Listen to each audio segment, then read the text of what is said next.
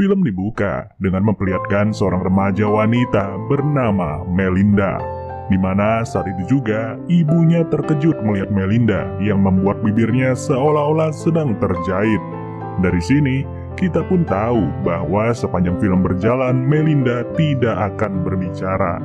Lalu, ia pun bersiap untuk menjalani hari pertama di kelas 9 atau 3 SMP. Di tahun ajaran yang baru ini, Melinda menjadi orang pertama yang dijemput oleh bis sekolah. Tak lama, ia pun dihampiri oleh murid pindahan bernama Heather. Jauh berbeda dengan Melinda, Heather sangat senang untuk mengobrol. Setiba di sekolah, Melinda terus-terusan diperhatikan selayaknya musuh, di mana atas perlakuan tersebut, Melinda pun terlambat masuk ke dalam kelas. Ia diberikan teguran oleh seorang guru bernama Mr. Neck.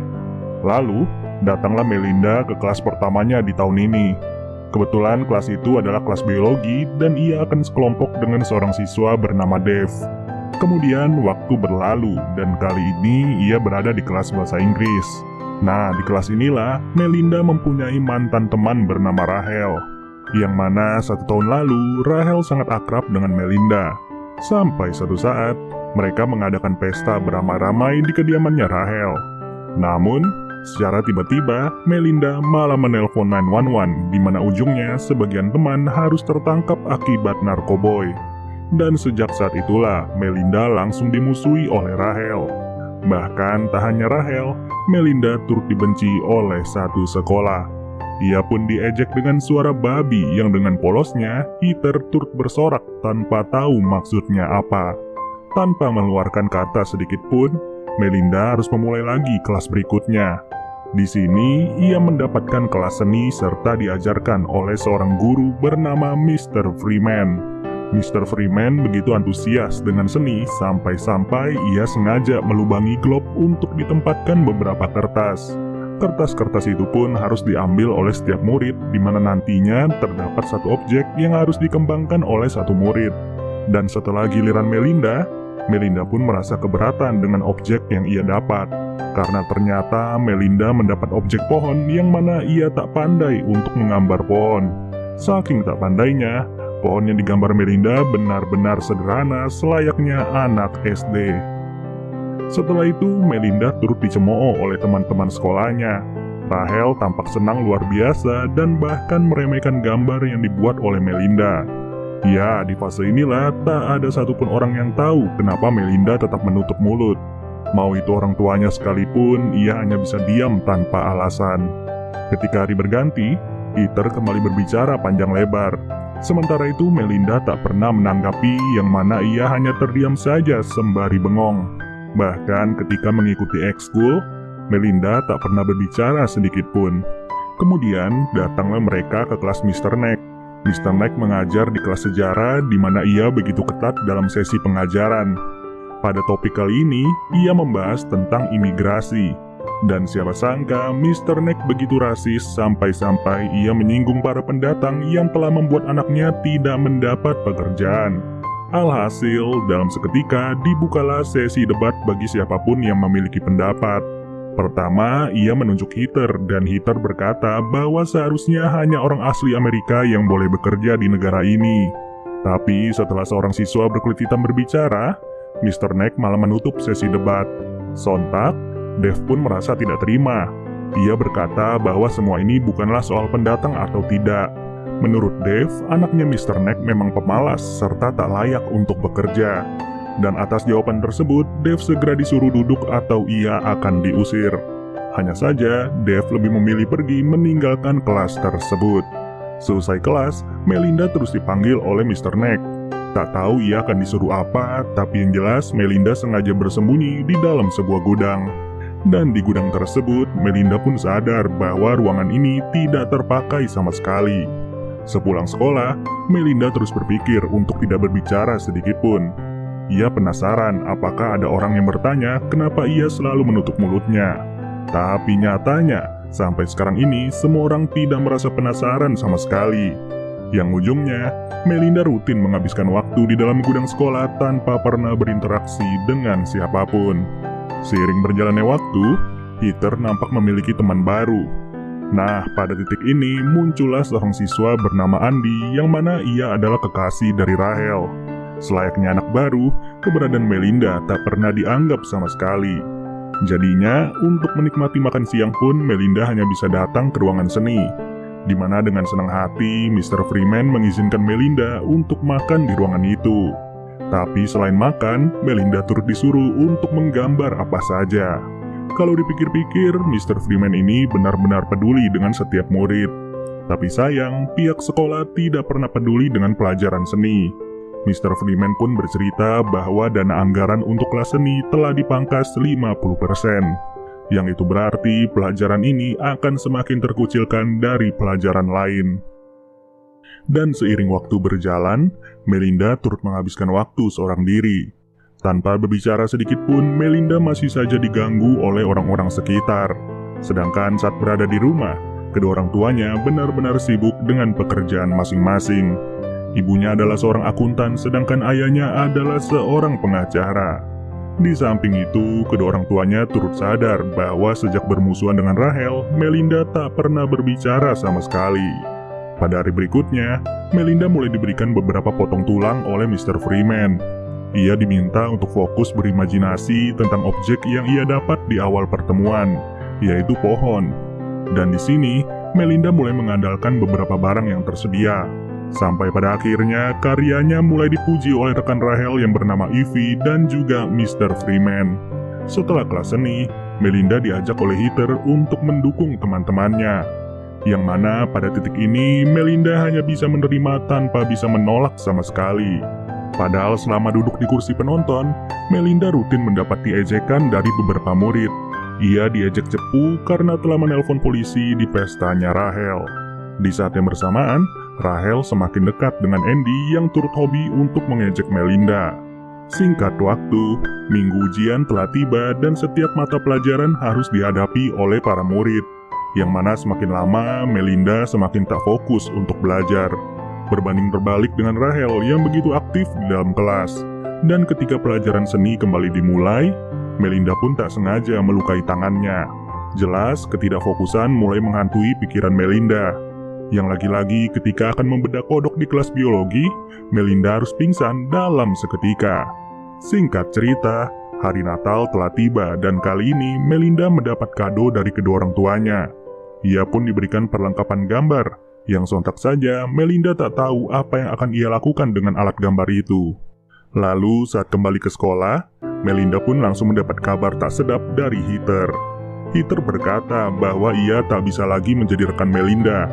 Karena menurut Heather, Melinda adalah orang depresi yang seharusnya membutuhkan pertolongan dokter.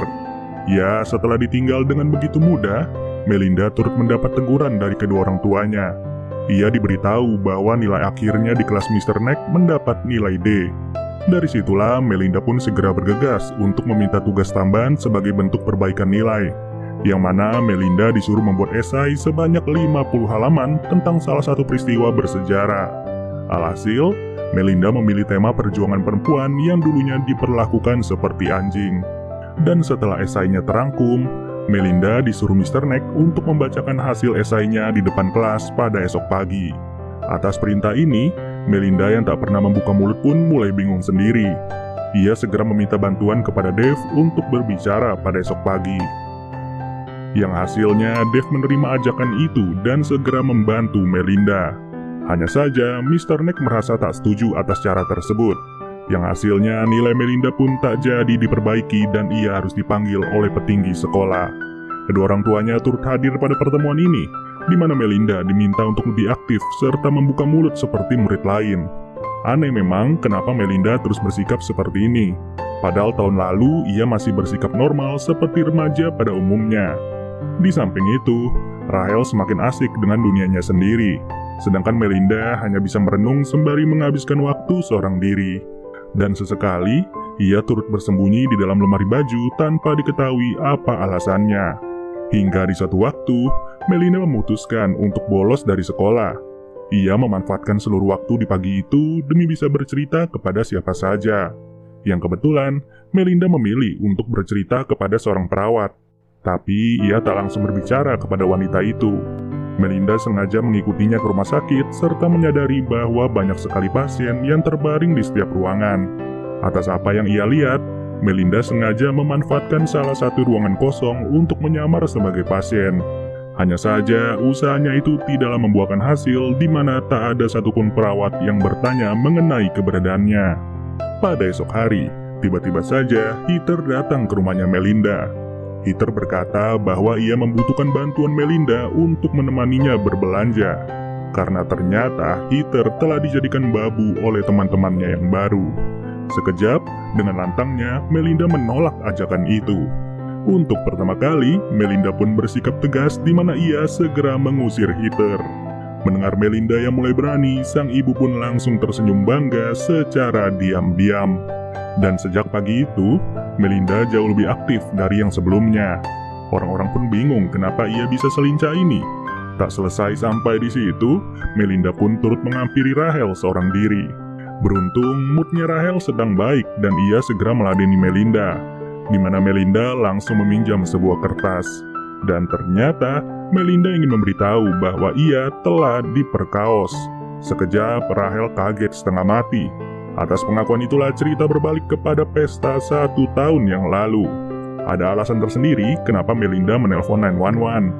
Bukan karena ia cepu atau bagaimana, namun ternyata tanpa diketahui orang-orang, Andi telah memperkosanya secara paksa. Dan Melinda diancam apabila ia mengadu, maka kedua orang tuanya akan dibunuh oleh Andi. Sontak, Melinda tetap memberanikan diri untuk menelpon 911. Tapi ia tak berani mengatakan alasannya sama sekali. Dan ketika para polisi tiba, beberapa anak yang sedang menikmati narkoboy segera ditangkap. Maka dari itulah sampai detik ini laporan itu dianggap satu sekolah merupakan laporan cepu. Awalnya Rahel merasa tidak percaya sama sekali dengan perkataan Melinda. Sampai suatu ketika, Rahel segera menginterogasi Andi atas tindakannya pada malam itu. Namun Andi malah kabur sembari mengeluarkan kata-kata kotor kepada Rahel. Dari situlah, pada akhirnya Rahel pun mulai percaya dengan perkataan Melinda. Lalu, sejak pengakuan itu, Melinda mulai semakin aktif di dalam kelas. Tak seperti biasanya, Melinda berani berbicara banyak secara lantang. Bahkan untuk pertama kalinya sejak 1 tahun terakhir, Melinda kembali menuangkan perhatiannya kepada sang ayah. Ia mengajak ayahnya menanam tanaman bersama di belakang rumah yang sudah jelas kegiatan ini tidak pernah dilakukan lagi 1 tahun belakangan. Hanya saja, kabar tak enak harus datang dari Mr. Freeman. Mr. Freeman memutuskan keluar dari sekolah itu demi mencari pekerjaan baru sebagai musisi. Dan sebelum mereka berdua benar-benar berpisah, Melinda pun segera mengajak Mr. Freeman untuk pergi ke gudang sekolah. Yang mana tanpa disangka, di dalam ruangan inilah karya Melinda terkait pohon benar-benar terlihat. Kemampuan ini pun langsung terlihat jelas setelah Melinda berkata jujur kepada Rahel. Dan setelah mengakui karya Melinda, Mr. Freeman langsung meneteskan air mata sembari terharu.